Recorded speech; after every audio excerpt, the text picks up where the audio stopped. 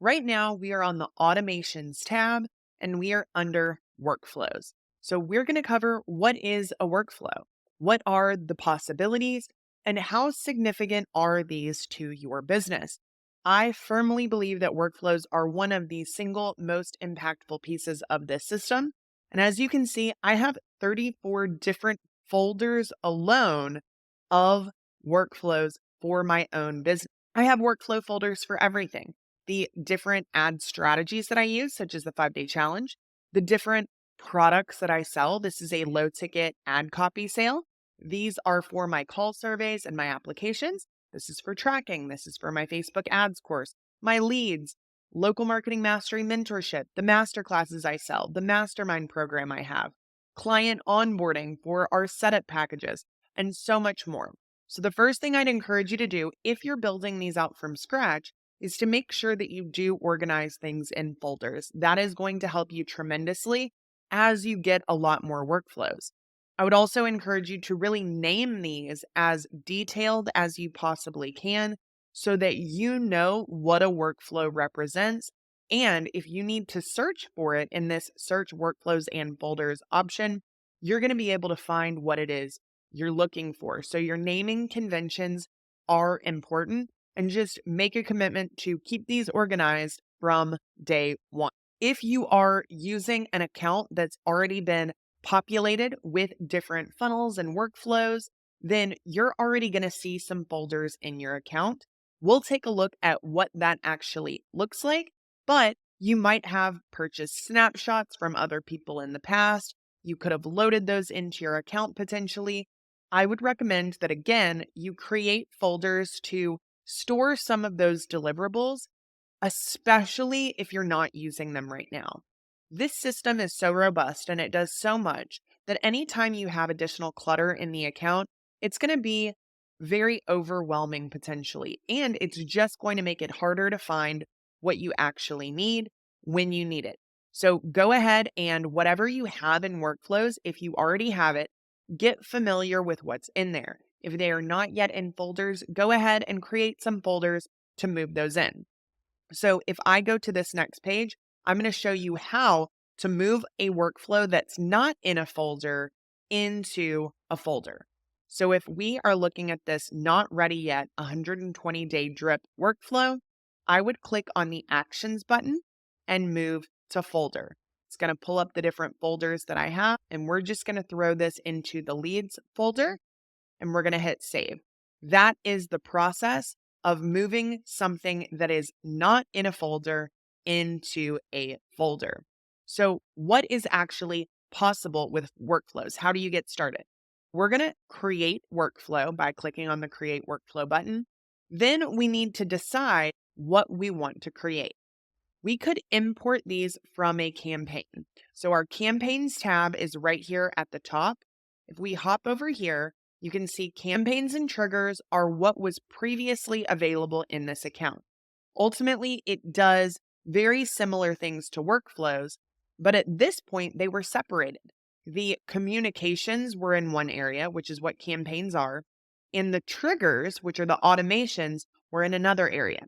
This made it a lot more complicated in terms of building out these automations because you had to have the communications that you wanted to share, then you had to automate them in a different location. Campaigns and triggers are no longer relevant now that workflows have become a feature of this account. If you already have campaigns, however, and you want to move those over to workflows, then we can click on this import from campaign option. We can select any of these campaigns, and then it will import those very quickly into a workflow.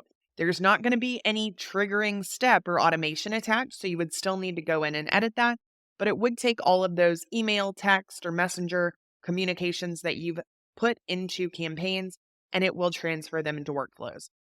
If you have campaigns in your account, I would strongly recommend that you go ahead and do this. Set up all of your campaigns in workflows. What you want to be very conscious of is if you have those workflows published and those campaigns active. So let's click on one of these drop downs. If they're published, it will actually work twice. So just because you've imported something into a workflow from campaigns, it does not make that campaign inactive. So be really careful to turn those campaigns off if you have imported them. If we want to start from scratch, which is what I typically do, this is what we're going to start with. You also can take some of the recipes that are in this system and use them as an initial template. So, this can be great if you are having to build some of these out from scratch.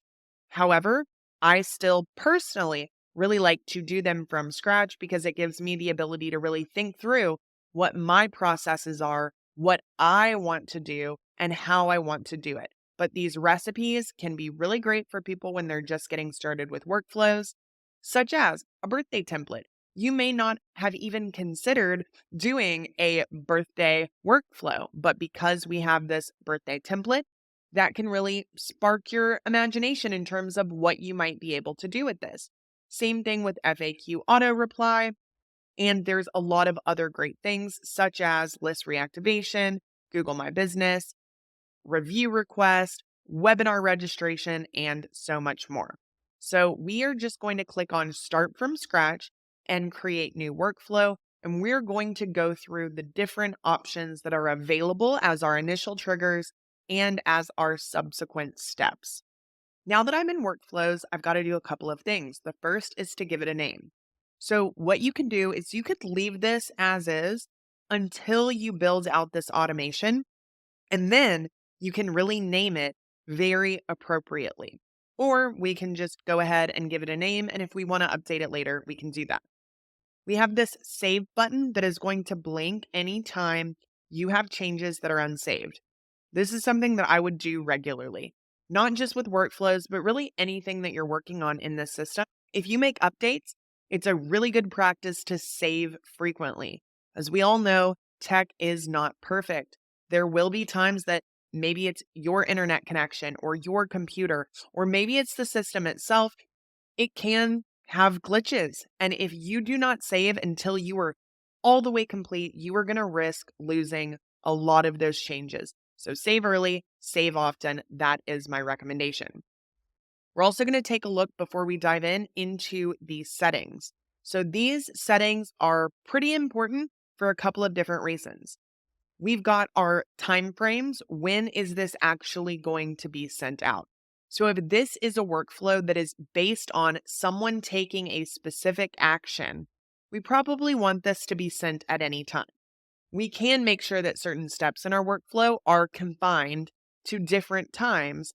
But if this is something that you're going to be sending out manually or that you want to make sure does not go out at any other time besides the time you've specified, you can select specific time.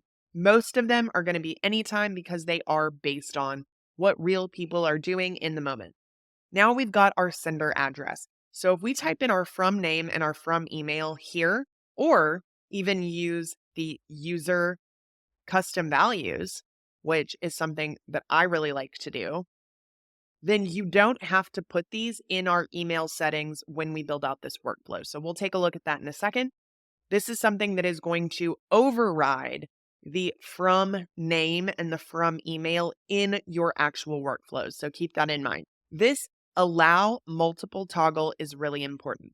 This means, can a single member enter this workflow more than once? There are some workflows that you may want them to be able to go through more than once, such as an appointment reminders. But maybe there's others that you don't want them to get more than once, such as a nurture campaign for a very specific offer they've opted in for.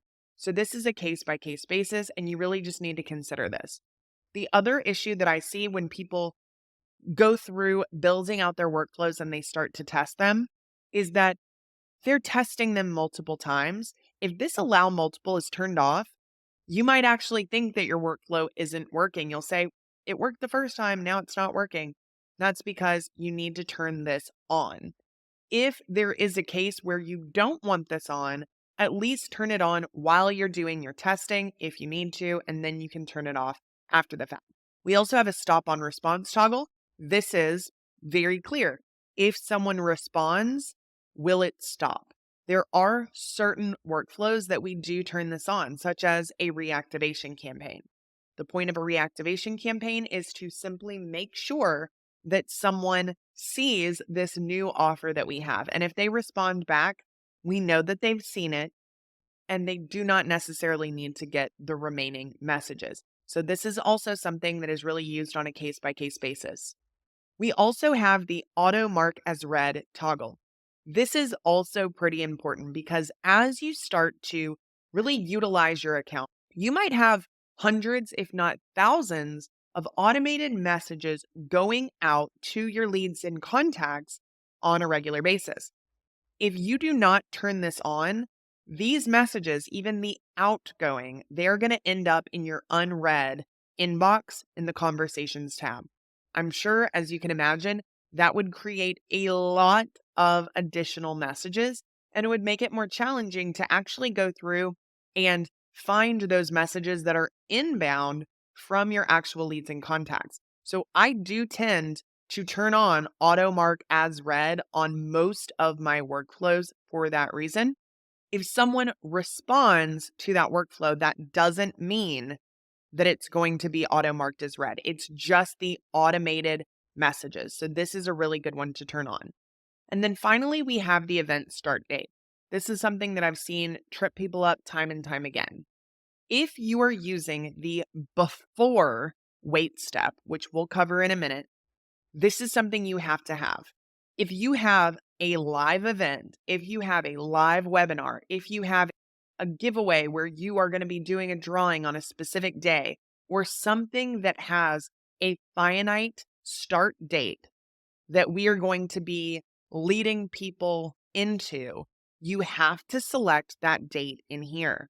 So let's say that we have a giveaway and we're doing the giveaway on May 1st. We need to go ahead and put that specific date and time in here if we want the workflow to accurately remind people before that happens so that we can drive as many people to that specific announcement as possible. So again, if there is any live element to your campaign, you do need to put this in here. There is a workflow button that says set event date. That does not automatically plug in the details here. So you want to make sure that you use this if you have anything that has a finite date. Again, we could go ahead and save this if we've made any changes to it, which we have. We also have the history and the status tabs at the top of our workflows. This is relevant when you are trying to troubleshoot. If you're wondering why someone did not get a certain step in their workflow, this is where we would want to go. This is an empty workflow. No one has gone through this yet, so we can't see anything, but it's going to show us the contact. It will show us the action. It will show us, has this actually been executed? Are we waiting for it to be executed? Was it skipped for some reason? What that date was, and any additional details here.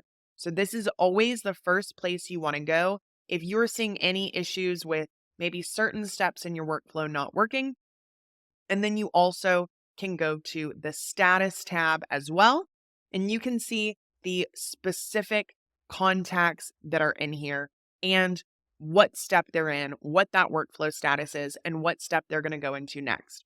So history and status are your two most important troubleshooting elements of workflow. Now let's go ahead and hop over to our actions and we'll talk through some of those steps that are available as our initial trigger steps. So if I click on add new workflow trigger, this is that starting point for my workflow. However, you don't have to have a workflow trigger. This is another mistake that I really see people making or something that can confuse them. There are certain workflows that I would consider manual workflows. That means that we are adding people into that workflow at a specific time in bulk altogether. If we were doing manual workflows, we do not have to have this trigger step. We can go ahead and just start adding the act. But for everything else, we would want to make sure that we have a new workflow trigger. So let's go ahead and maybe just create one that is based on a form being submitted. So if I type in form, I'm going to see four different options here. We have form submitted, which is going to be from our forms tab, which are typically incorporated into our funnels or our sites. We have order form submission. This is actually a checkout, a payment form. We have a Facebook lead form submitted and a TikTok form submitted. Those are both on platform options on Facebook and Instagram and TikTok. So let's say this is my new customer welcome workflow or let's say our new lead follow-up workflow. I'm going to go ahead, add a filter for my first form. If I just leave this as form submitted, this would be triggered on every single form that I submit. So that's something else you want to pay very close attention to. In some cases, you might want it to be related to every form that's submitted, but more often than not, this is going to be based on a specific form that you're using in a specific funnel or website page. So I'm going to go ahead and select add filter and I'm going to say the form. Let's just pick one of these forms. So this is for my Facebook ad jumpstart pack. I could add a filter on select forms and get more granular in the data, but we're not going to do that. I can now give this a name.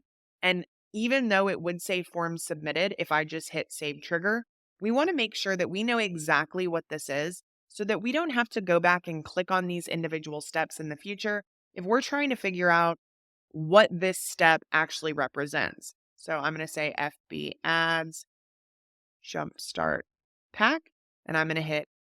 Now I can actually create another workflow trigger. I can add as many workflow triggers as I want on this initial step. I have certain workflows that have 50 different triggers for various reasons. So I am going to type in form again, and now I'm going to select Facebook lead form. Then I would add a filter. Again, if you do not add a filter, any Facebook lead form that is submitted would go into this workflow. If this is going to be specific for people who opt in for my Facebook ads jumpstart pack, then I do not want that to be based on any Facebook lead form because I have a variety of lead forms created for different reasons. So then we're going to select in form and I would find my Facebook ads jumpstart pack lead form. Now I'm going to hit save.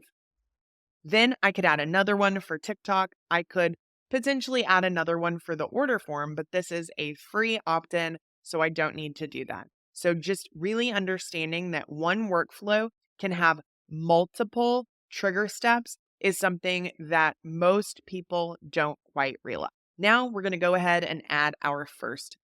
If you haven't noticed, these steps over here on our right side look different than this initial workflow trigger. That's because there are certain things that can be a part of your initial workflow trigger are not necessarily going to be the same in our actual action steps. So we only have this inbound webhook on the LC premium triggers. If we wanted to actually add an action, we now have Google Sheets, Slack, and a custom webhook. Do be aware that there are certain things or certain limitations to our initial workflow triggers that may not be limitations in our action steps. So when you are getting started with workflows, if you're building something from scratch, and even if you're not, and you're just editing existing workflows, one of the best first steps is to get familiar with what our initial triggers look like. If you know what your options are for an initial trigger, it is going to really get your mind going in terms of what you may be able to automate in the future. If you don't know what elements can be the start of an automation, it's really going to limit your creativity when it comes to deciding on ways to further automate your business. So we have the inbound webhook, appointment status, that would be something like confirmed appointment, no show, rescheduled, etc. Customer booked appointment. So that would be if the customer booked it on their own, you did not do this internal to this system on the calendar. We've got birthday reminder, contact changed, contact created, contact D&D, which is basically an unsubscribe from either email, text message, etc. Contact tag, custom date reminder, note added, note change, task added, task reminder. Now we have our contact actions. Those are going to be customer replied. That's something that we use a lot. Form submitted, order submitted, survey submitted, trigger link clicked, and Twilio validation errors. So these are some that I use very frequently. We also have our call status. So we can say if there is a missed call or if a call is completed, that would be our call status. We have email events such as opened, clicked, delivered, bounced, etc. This is another important one for your email marketing. We have Facebook lead form, which we just talked about. Our membership options, which these are all related to the memberships tab for courses and digital products and things of that nature. I personally use these a lot. If you do not provide any type of course, then this is unlikely to be relevant to you, but it is good to really learn about it because there may be ways that you might incorporate this feature into your business that you haven't considered yet, such as new customer onboarding. You could have a course for new clients to go through or even new leads to walk them through certain products. This also could be used for gated content offers. We also have the opportunities category, such as opportunity status change. That would be that they are going from an open lead to a won lead or a lost or abandoned lead. We also have pipeline stage changed. That's going to be somebody moving in your pipeline stage. I use that all the time. Stale opportunities is another one that you can trigger. We also have the invoice button with our payments. And then certain Shopify related triggers, such as abandoned checkout, order placed, and order fulfilled. We have video tracking, which is a really cool one, and then TikTok form submitted. If I go ahead and click on our action steps, you'll see that we have external communications in here now. These are going to be notifications for your lead or your contact or even client. This is going to be send email, send text, call, voicemail, messenger, Instagram, and so forth. We already took a look at some of those differences in the premium actions. We have several of the same steps, but we also have some others. We have assigned to user. If you want to use the user name, user email, custom value, they need to be assigned to someone. So the very first step in someone coming into your system, it'd be great to go ahead and assign it to a user. So we're going to go ahead and select this one, and I am going to save this to me. I could type in assign to user Ali because again, the better that you name these, the easier it will be for you in the future to go back and understand what's actually happening without having to click on every single step. Now we also have remove from workflow and add to workflow. These are very important. If you have someone going through a lead nurture workflow where you're directing them to schedule a call, you don't want them to stay in that workflow once they schedule a call.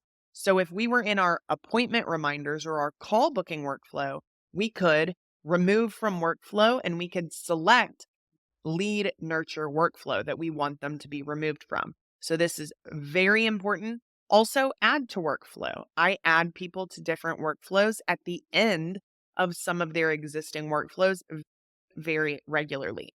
We can also remove opportunity. Send internal notification. This is a really important one. If someone needs to be notified of a lead, of an action, anything, it's going to be an internal notification. So we're going to say, Ali, email. We're going to select our type of notification, which could be an email, a text, or an internal to the system notification. In this case, I'm going to select email. I could just do some basic from name, from email, and our user type, we can do all users, assigned user, custom email, or particular user. This is really based on how you want to operate. If you want every single user in your company to get a notification about this lead, which really isn't appropriate, you could select all users.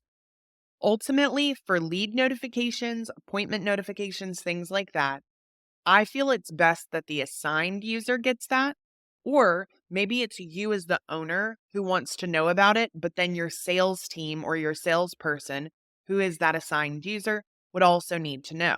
In that case, you might have two email notifications. We could have one to a custom email, that could be you as the owner. And then we could have a second one after that goes to the assigned user. So I'm going to just select assigned user. I have an assigned user. So that is where it's going to send the notification. My contact details in this system. So please be aware that anytime you are selecting any option that talks about an assigned user, there has to be a user. These leads or contacts are not automatically assigned to someone when they enter your system. So you have to select this assign to user option in order for that to take place. I could select a templated email if I want, but typically I would say you've got a new Facebook ads jumpstart pack lead. And then I'm going to use the custom values to plug in the details of this person. So these are going to autofill after someone opts in. So that's all I'm going to put here. We're going to hit save. Now I've got an internal notification, and this is me to email.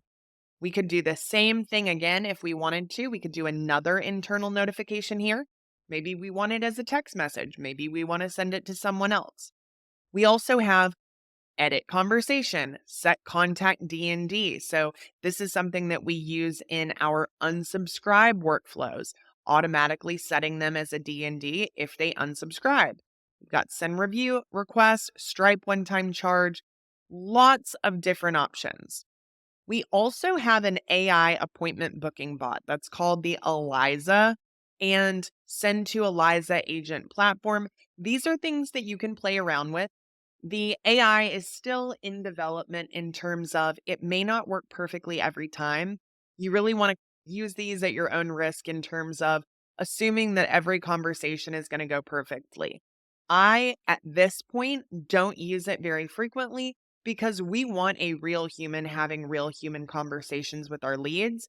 There are times when it can work out great, but there are also times when the lead is trying to say something and the bot is not going to recognize it, and it's actually going to be really frustrating for the lead. So again, use that at your own risk, but it is something really cool you can play around with. We also have add to Google Analytics or Google AdWords, update contact field. So update contact field is an important one that most people don't use very much. And what we can do is we can update different fields in this contact. The contact type is the one that I use most commonly, and this would be lead versus customer. So I can now mark this person as a lead. If somebody goes into my new customer welcome workflow, I would use this same step and mark them as a customer. That is the single best way to separate out your leads and customers in the system. So here I'm going to say lead because, again, we want our naming conventions to be as up to date as possible. We also have different Facebook steps. So what I could do here is I could add them to a custom audience based on people who have submitted this form. This is a really cool feature if you're running Facebook and Instagram ads, the ability to add people to different custom audiences or remove them from custom audiences if they take a certain step. For example, if I'm running ads to my Facebook ads jumpstart pack, I might want to remove them from this specific audience if they opt in for it. I no longer need them to see those ads. Or I could add them to a different custom audience that would then maybe promote a different offer, like my coaching program. The Facebook Conversions API is really important. I do those in separate workflows to make sure that they apply to all my forms, all of my calendars, all of my surveys, etc. We've already talked about these membership options, but let's say that this is set up in a membership and that I actually deliver this with a video overview. I could grant them access to that membership offer so they can access that product. And then finally, we have these conditions and workflows. This is really cool. And these are things that I would definitely consider more advanced. The wait step is not very advanced, That's something you're going to use really frequently, and we're going to go ahead and use it now. But everything else, these are a little bit more advanced workflow triggers. So you can start to learn about them, start to play around with them. We're not going to cover them in this specific video, but we are going to talk about the wait steps. So we are going to wait 1 minute, or in this case, I'm actually going to wait 5 minutes. The way that this specific strategy is set up, we actually send them to a next steps page where there's a 4-minute video and we want them to schedule an appointment. So we tell them on that page, this is going to deliver in your inbox in about 5 minutes. So that's why I would set this for 5 minutes. I want to make sure that they see and watch that video before they take another step. So I'm going to say wait 5 minutes so that I know exactly what this looks like. We then have an advanced window that we could turn on. And this would say, okay, for this specific message, when do I want this to send out? This is your choice, but I'm not going to use this on this specific step. So my thought process is if somebody opts in, they're awake, they're in a position to be able to receive an email or text. So I'm not going to limit this to business hours because if anything, that would actually make it look bad if they don't get the message until the next morning, even if it's 1 o'clock in the morning when they opt in. So I'm going to turn that off. So we're going to go ahead and wait 5 minutes. Now we're going to do an external communication. We're going to send an email. I already have my username and my user email in the settings. They are assigned to me, so they're going to have my contact info in the email right here already. I don't need to fill those in. So I am going to do your Facebook ads jumpstart pack is here. And that's going to be my subject line. And I can say, hi. And I already have this workflow set up, so I don't need to do all of it. We've got, hi, thanks for requesting the Facebook ads jumpstart pack. You can click here to access it. So I'm actually going to go to custom values. And then I have gated content option in here. So this is my PDF file for the gated content offer, which is the Facebook ads jumpstart pack. That means that let's say I change where this file is located. Maybe it was in Google Drive and now I want to put it in a different link. All I would have to do is update this custom value, and I wouldn't have to worry about going back and making sure that all of my links were up to date. So I always recommend using custom values for links, for files, for anything that could change or that just might be a long URL that you don't want to memorize or type or have to grab a bunch of different times. So then I could just say, thanks, Sally Bloyd. Obviously, there is more in that email in my actual workflow, but you get the gist. I'm also going to go ahead and copy this, and then we're going to send an SMS as well because I do ask for their phone number. So this is a text message, so we're not going to format it like an email. We are going to do it a little bit differently, but it still can say relatively the same thing. We just want it shorter, more succinct, and formatted differently. So thanks for requesting the Facebook ads jumpstart pack. Then I'm going to plug in their name here. You can click here to access it. By the way, if you want help implementing these strategies, click here to schedule a call to learn more. So this is something that I would always do in terms of our follow-up for gated content offers. We want to make sure that we're presenting them with the next step. And then ultimately, I might click here and I might add them into another workflow. Maybe that workflow is my nurture workflow. So you do need to have these already set up, and this might be my SMS nurture. So again, you can do a lot, and I would put SMS nurture. These workflows, if you were just getting started with them, they're really going to shift and change over time the better you understand what's possible. This is actually a relatively simple workflow, but I've got a good number of steps. When you know what's possible, you'll be able to create better workflows. When you understand what can go wrong, such as trying to use user info without actually having it assigned to a user, or understanding the differences between those internal notifications and those external communications. When you understand some of the technical steps, such as making sure you're updating certain contacts at different stages, it's going to make it easier for you to create smart lists in the future. It's going to make it easier for you to be able to segment people out based on certain things and just keep the CRM aspect more up to date. So, another step that I would add in here right after is going to be our create or update opportunity. We want to make sure every lead goes into a pipeline. So we're going to put them in the closer pipeline. We're going to put them in the new lead stage, the opportunity source. I could put Facebook ads, jumpstart pack. What is the lead value? So this could be the value of your core product and service, or it could be the actual calculation in terms of how much someone is worth to you based on your overall lead to booking conversion rates and your booking to sale conversion rates. So this can be simple or it can be more advanced. By default, we're going to have an open status in terms of an open lead, but you also can mark them a different way if you need to. Then we also have allow opportunity to move to any previous stage in the pipeline. So let's say this person booked a call. They'd be in the call booked column, but then they go ahead and they download my Facebook ads jumpstart pack.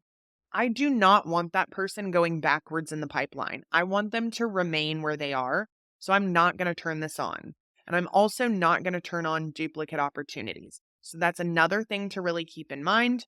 And this is how we would create a relatively basic workflow. There's so much that you can do with workflows. I highly encourage you to dive in head first and edit the workflows that are already in your account to really make sure that they are relevant to you, that you understand exactly what's happening at each stage, which will help you understand the system as a whole a lot better. And it will really just get your creative wheels turning on all of the things that you can really automate internally in your own business to save time, ultimately get more done, cut costs because time is money, and have better conversion rates, increase sales. So this all ties into saving time, saving money, making more money, doing things at a higher level, and there's really no downside. So dive into workflows. I promise you will not regret it. Once you've gone ahead and gotten this workflow set up the way that you want, there's a couple of final steps that we need to take. The first is you might want to test this workflow. So you can select yourself as a contact and run this test. Some of the things that you may find is on the email, you might actually see that these go to spam or something of that nature. This does not mean that your contacts will see the same thing. If you are testing this on yourself, it's going to look like it's coming from your email. Your inbox knows that this is not from your email. So it is going to say, hey, it looks like someone's trying to impersonate you, essentially. So keep in mind that when you see that, if you see that, that is not something that other contacts are going to see. The other thing that we need to keep in mind is that allow multiple toggle if you are actually testing it on the front end in terms of filling out this form and making sure that when you fill out this form, all of these things happen. If you make any changes after you test it, or if you're trying to test this more than once, you need to make sure that allow multiples turned on, even if you want it turned off in the future. And then finally, just making sure that it's published. If this is in draft status, it's not going to work. So make sure that you turn on the publish toggle when you're ready to go, only when you're ready to go, and you hit save.